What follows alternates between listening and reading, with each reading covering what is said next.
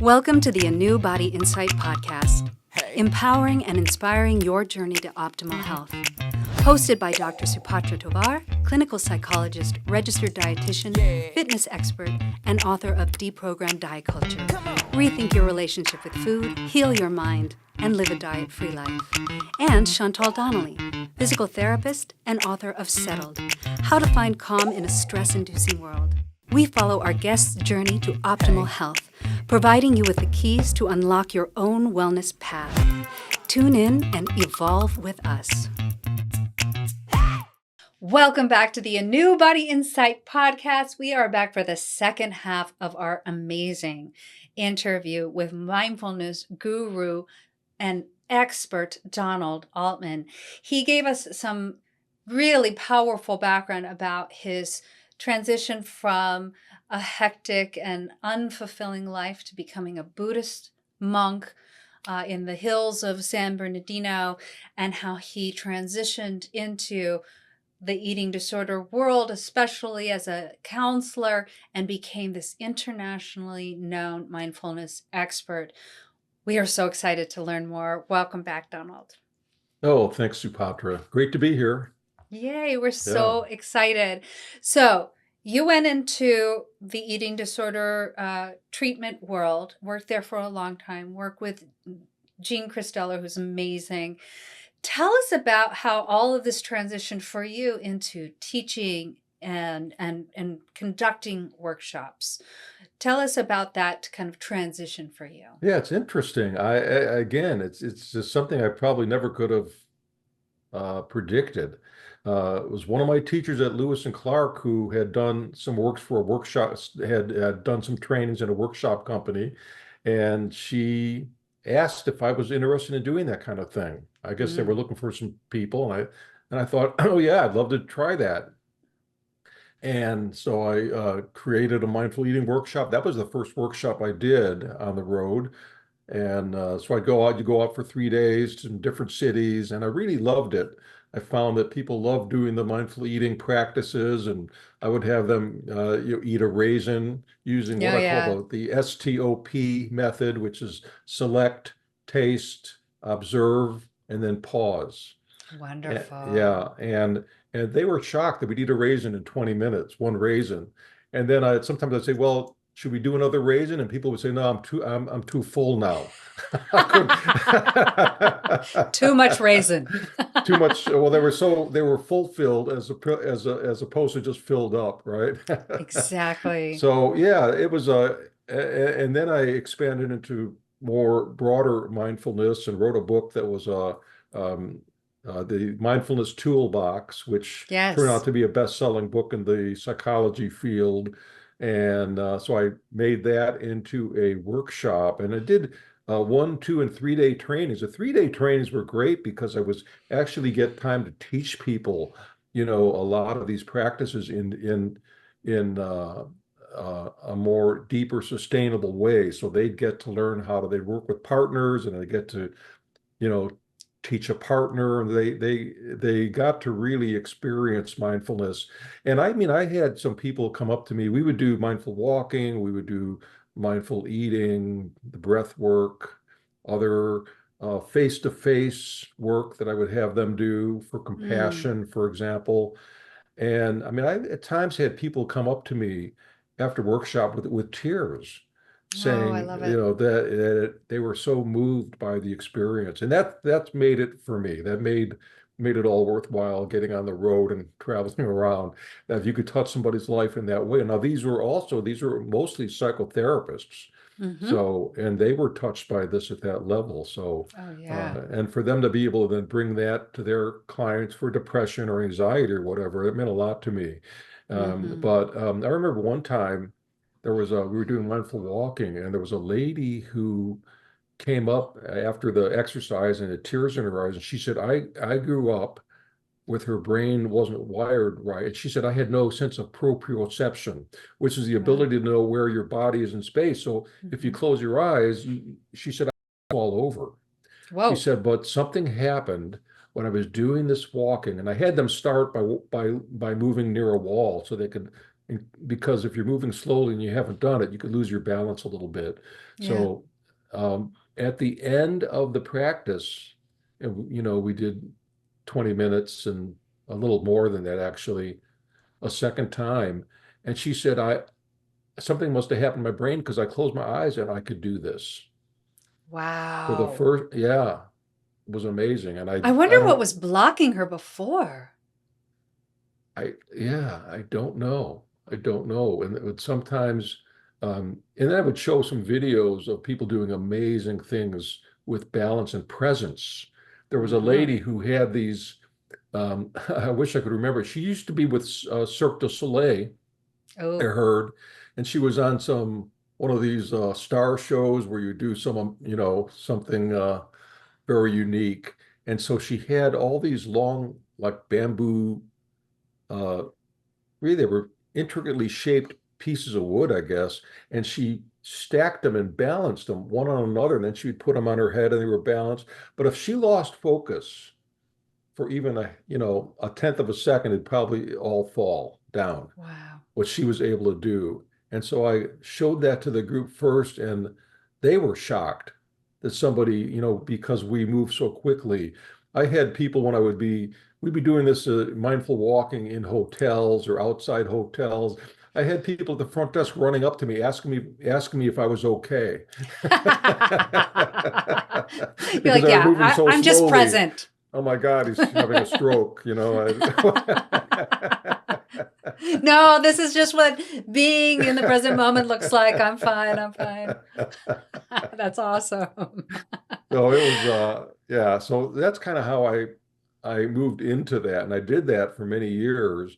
And at some point I was balancing having a private practice with doing the road work and writing books, and finally decided to make the shift to all of the training, which I did after Wow. many years. It's a Good. So a little too hard to do both after a while, but I can attest to that right now. It's like you're juggling two different careers mm, almost, and yeah. it's if you don't really practice self-care and you're traveling all the time and that can really take it out on of you and how can you transition back into therapy? It's very difficult. So, Yeah, it I was a mean, challenge. And well, I think, you've been called to give this message on a wider scale than, I mean, it's wonderful to do it one on one, but you have reached so many people. I want to hear about the yeah. movie. I have not seen this movie, and I want to know Oh, how we can all see this. And just tell us how you got involved in it, and how did it contribute to the broader yeah. understanding of mindfulness? I think this movie really, it was called the Mindfulness Movie, and Hmm. it was on Netflix. I'm not sure if it's on Netflix anymore, but you can go to the Hmm. mindfulnessmovie.com Oh, website, good. and I'm sure that's where you can get a copy or find out how to stream it. Okay. And Paul Harrison was a Zen student Hmm. and really like a Zen master. He was also an architect and a fascinating background. And he decided he wanted to make this movie. And so he's the host, and he does a fantastic job. I mean, in the beginning of the movie, and there's different segments in there. There's a segment on neuroscience and mindfulness, a segment on schools and mindfulness, segment on the military and mindfulness, Mm. um, stress and mindfulness. So it's got all these great elements. But I remember the movie starts, he's walking around the streets, and he was living in the Los Angeles area at the time. And so he's Mm. part of his, I think he went up to Universal Studios or, in Studio City or somewhere like that. And he's got his microphone. He's saying, we're doing a documentary on mindfulness. Do you know anything about mindfulness? And it was surprising how many people were like, no, I don't know anything about what is it. Hmm. Hmm. And so that's how the movie started. But then he gets into really bringing in a lot of experts, and I was felt honored to be part of that group. Turned out that uh, Jeffrey Schwartz, who wrote the book Brain Lock and had Hmm. the same mindfulness teacher as me, Uthilananda. Wow. I met him, Jeffrey, one time. We became friends, and but he also consulted with Leonardo DiCaprio on the Howard Hughes movie. Oh, Yeah, cool. yeah. So that was kind of Jeffrey Schwartz's history, but he referred me to Paul Harrison, and Paul came up here to Portland and where I'm living and interviewed me there for the movie. But I think the Mm, movie made a huge difference. I've shown it in clips and um, for the breathing part and the stress part. He brings a lot of science in, and especially the neuroscience of how mindfulness rewires the brain. And totally. it's very cool stuff. So it's a real kind of cutting edge film in that way, and it's very relevant. Brings in the I work of think John Kabat-Zinn and so forth. I think that's great. I definitely am going to check that out.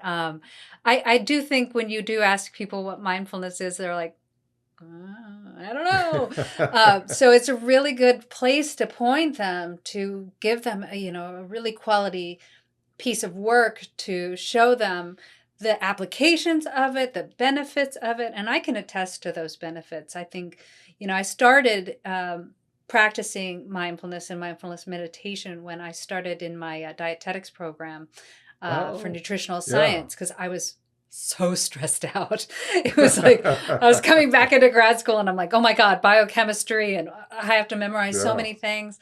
And it has, I think, fundamentally changed me. I used to be very anxious, very wound up, I think negative in a lot of ways.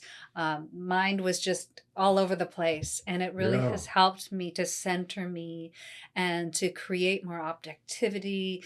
It's helped me to be able to regulate my emotions. It's made me more compassionate and empathetic over the years, especially. It's just, you see these benefits, and they've documented this has been proven that it Yeah. really, like, the more you practice it, the more you benefit from it. So I'm going to tell everybody, I'm going to put that into the little show notes as well. Go to mindfulnessmovie.com and check this out, and I'm I going to be have, watching it as well. yeah, no, that's great. And I've shown it, I've shown clips to clients, I've shown it in groups, and That's it really awesome. makes an impact on people to see that. And Mm-hmm. the other thing about mindfulness, it kind of normalizes or depathologizes us, right?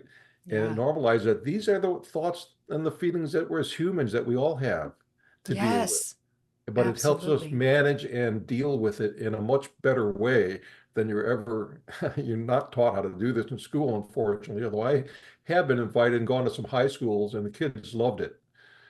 Oh, absolutely. I think kids absolutely love it, and they're probably better at Yeah. it than we are.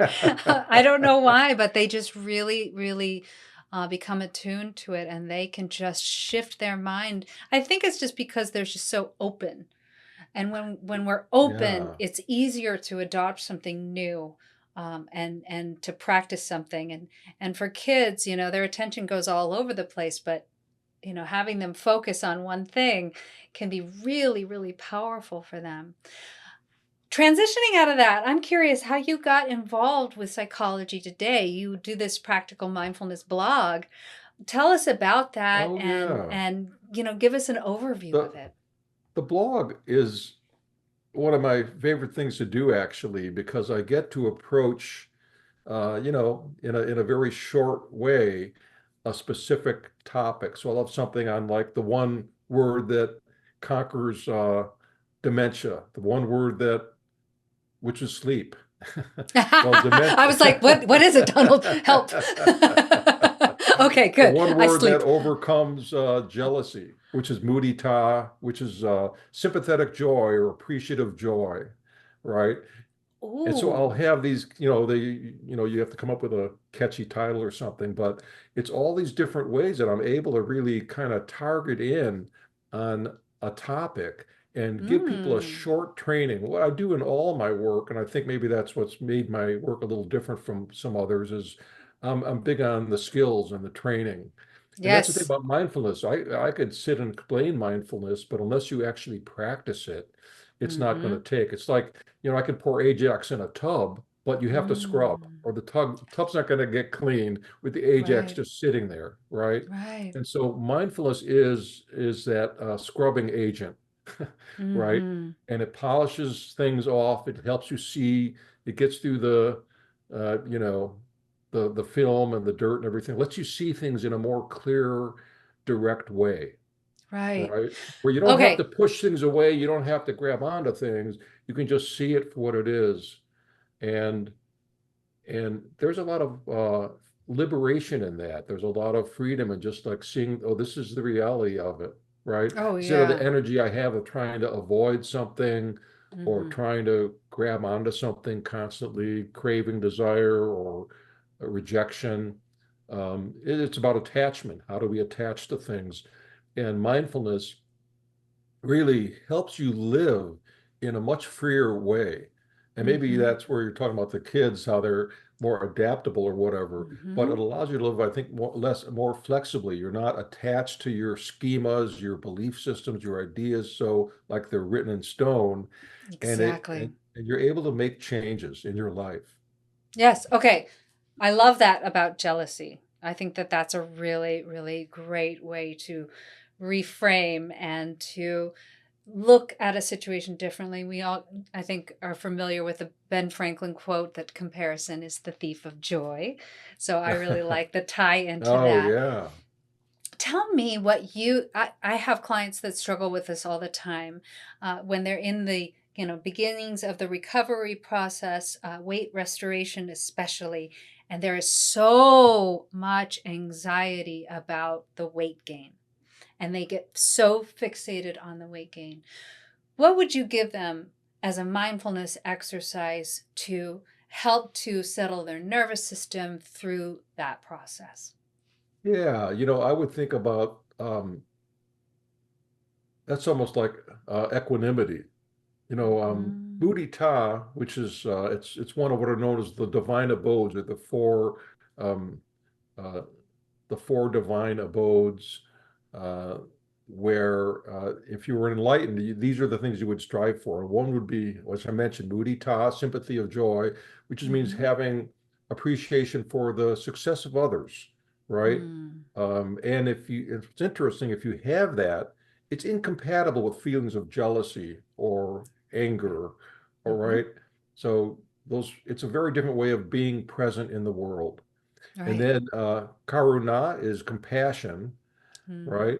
Upeka is equanimity, which means realizing things are always in flux, always changing, Yes. right? This is the nature of life. This is Yes. impermanence, right? Yes. And so you could look around and impermanence is everywhere.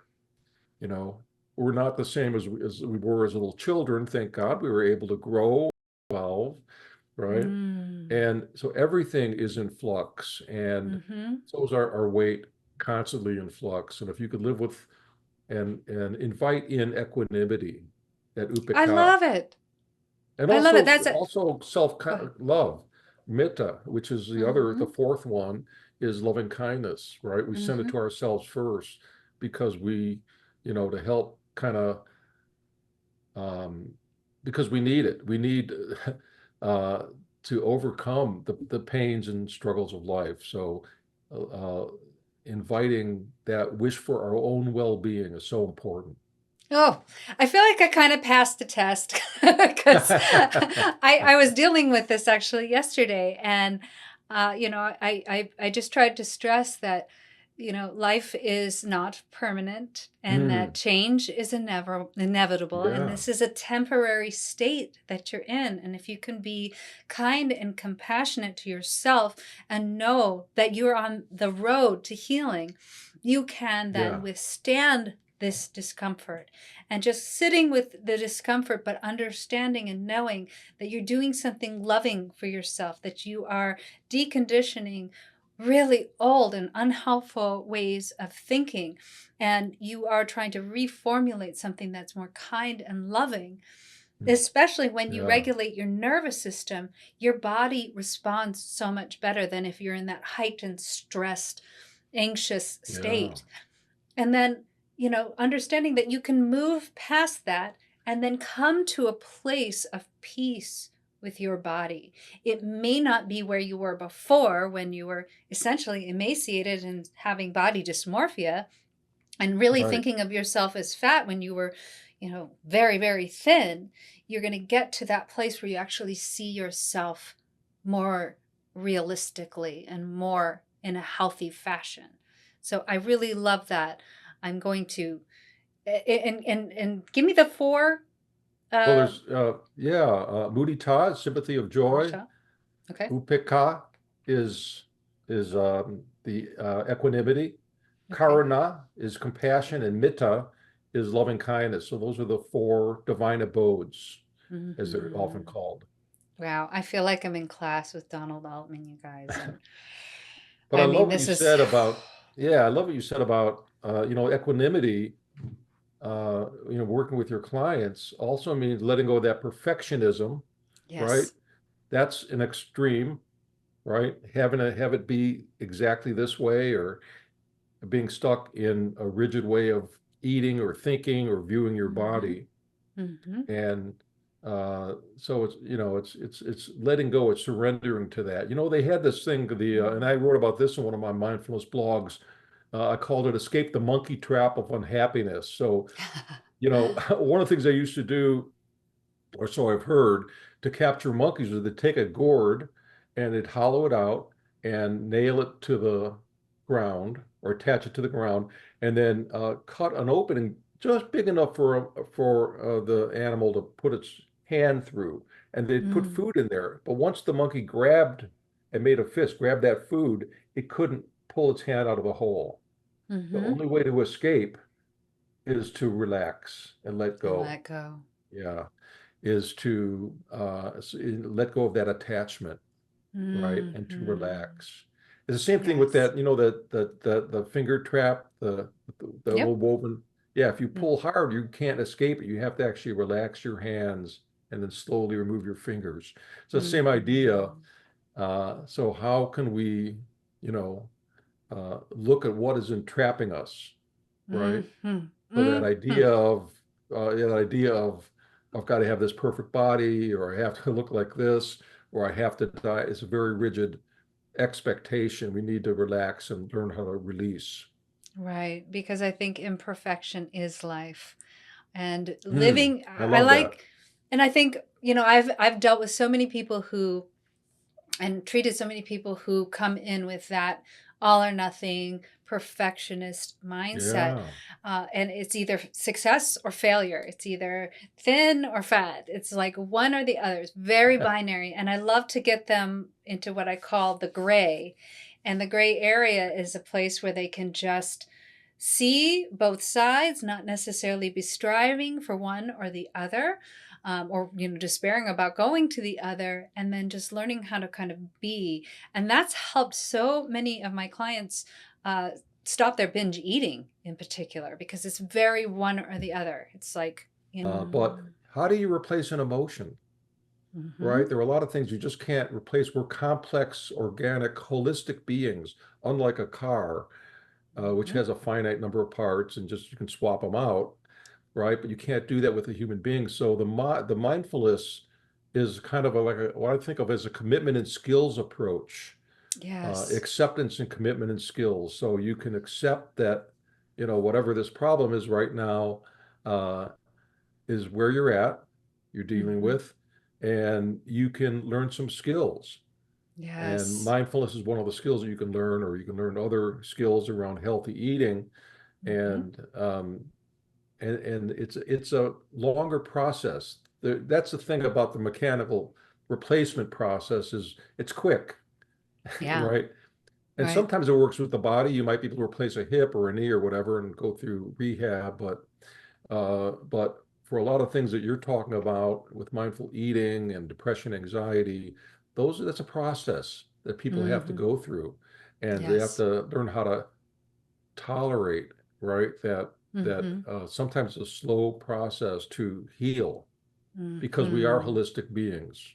Yes, I love that. That's really powerful. And I think it just brings the compassionate part in both, Mm. as a therapist to, help them to, cultivate their own compassion, but to also have compassion for the process, and that you are going in a direction that is toward healing.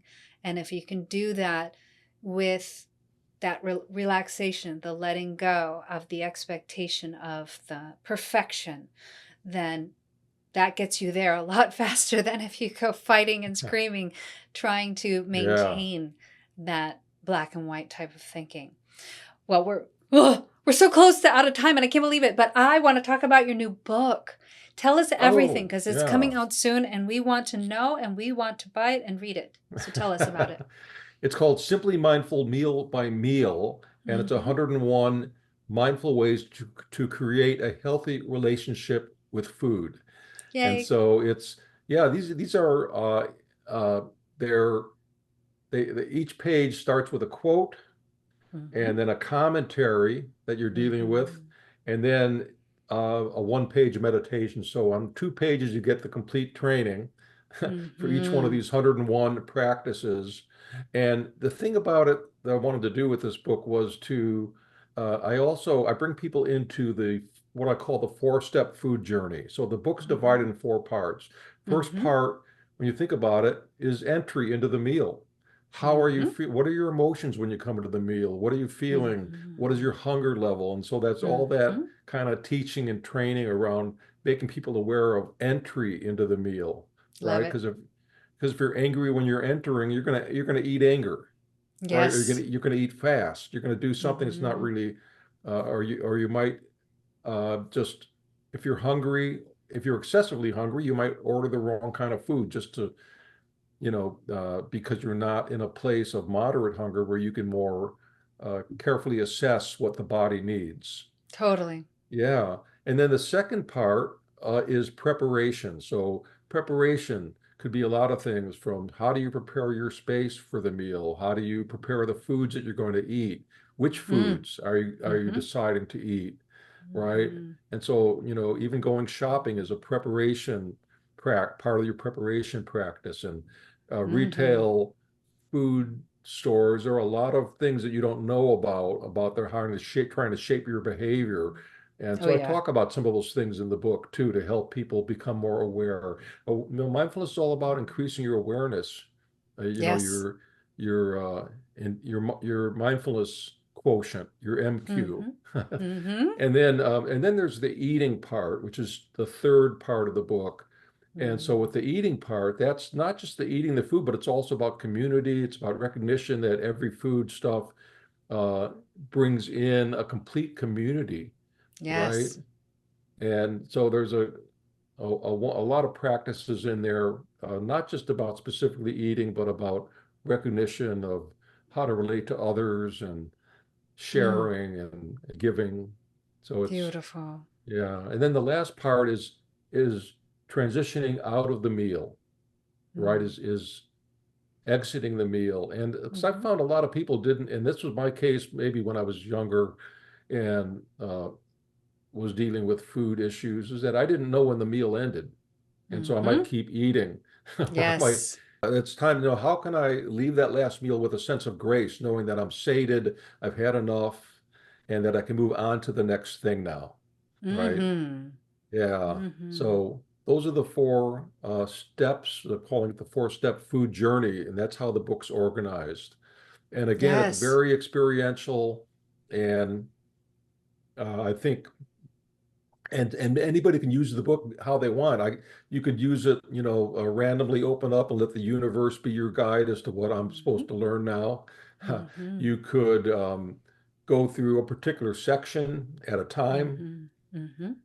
or you could look at the different headings and different titles of the chapters which describe what it's about and just pick out what you need in this moment. So there are a Oh lot of yeah. different ways to use the book. Mm-hmm. I think it's really valuable to have those four steps, because a person might come in and realize they have the major problem with step four. I don't know when the meal's over. Oh, maybe it's because I didn't do one, two, and three first. I didn't really, Mm, enter yeah. into the thinking, like deciding for myself, listening to my body. Am I actually hungry, or am I too hungry? I didn't take enough time to like really think about the food that I'm getting, and all of the other things that you need to do to know when the actual meal is over. Sometimes we just move so fast, we Oh, eat yeah. so fast, and we know that it takes 20 minutes for the mind to register the presence of food in your belly. So you do need to go slower. And we're just not conditioned to do that in this culture. And so many people, you see them That's eating in their true. cars, and I'm like, no, don't do that. You're seeing them eating at their desk in front of their computer, and like, I think oh, it's a shame that even in schools that they've tried to limit the amount of time that kids have to eat to maybe 15 minutes in some schools. yes, And I just yes, think that's doing a disservice to people and making food like it's not important, right? What's the yes, message? No, it's just, yes. yeah. Yeah, Oh, you go to well. France and it's completely different. They'll spend all day on a meal practically. It's and Sign me up for you'll eat there. Oh, that. the heaven. I was like, oh my gosh, can we have more of this? I could Yeah. do this all day, and you can really in France. Oh, Donald, we're out of time. I can't even believe this. Oh But no. tell people how they can get a hold of you. Tell them when the book is going to come out and how they can order it. Well, you can go to my website, which is mindfulpractices.com. That's MINDFUL practices.com. Okay. You can contact me through that website, or my email is info@mindfulpractices.com. And the Mm-hmm. book is going to be on all the Amazon sites in different countries, wherever you happen to be Mm-hmm. located. And that's probably the Wonderful. best way to get it. And then Okay. that's part of the Simply Mindful book series, actually. So this is the fourth in that series. So take a look. You might find some of the others interesting to you. Actually, I have one here. Simply Mindful was the first book, and this is actually a self-contained mindfulness course and a handbook for mindful living. So if you're Yay. not familiar with mindfulness, kind of wanted to go and start from the beginning and learn about it, that'd be a good way to do Mhm. that. Okay. And you are just one of the kindest, most accessible people. I mean, you just are Oh, really compassionate and thank you. open-hearted, and I am so incredibly grateful for the help that you've given me on my book, and I really hope the help I'm giving you is helpful for your book. You are absolutely just this bright shining light, and I am Oh, so that's very kind. grateful. I hope that you can stay in my life forever. That's my hope. I really do feel connected Well, to I you. feel very fortunate that we did connect, Supatra. So thank you. Mm-hmm. Yeah. Yay. And we'll definitely have to have you back on the show another time, because you just are a wealth of wisdom. And I know that, your, practical application of mindfulness can be so helpful to anyone who's struggling with eating disorders or disordered eating, but really just anything, depression, anxiety, anything. It's Yeah. so valuable what you're teaching. And we're just so lucky you're out here doing that. Well, thank you, and bless you for the work you're doing. And Thank um, you. yeah, our books will make nice Okay. bookends. I know. I love it. They go hand in hand, and it's Yeah, beautiful. yeah. Okay. Well, thank you everyone for joining in on this amazing conversation with mindfulness guru Donald Altman. We are so blessed and lucky to have him, and we're going to get him back. I promise you. Thank you so much. We will look forward to seeing you with our next exciting interview, and we really hope you join us. Thanks for tuning into the ANEW Insight Podcast. Please remember, the content shared on this podcast is for entertainment purposes only and does not constitute medical advice. You can find us anywhere podcasts are streaming, on YouTube at my.anew.insight and at anew-insight.com under the ANEW Insight Podcast tab. Follow us on our socials at my.anew.insight on Facebook, Instagram, TikTok, and Threads for more updates. Tune in next time and evolve with us.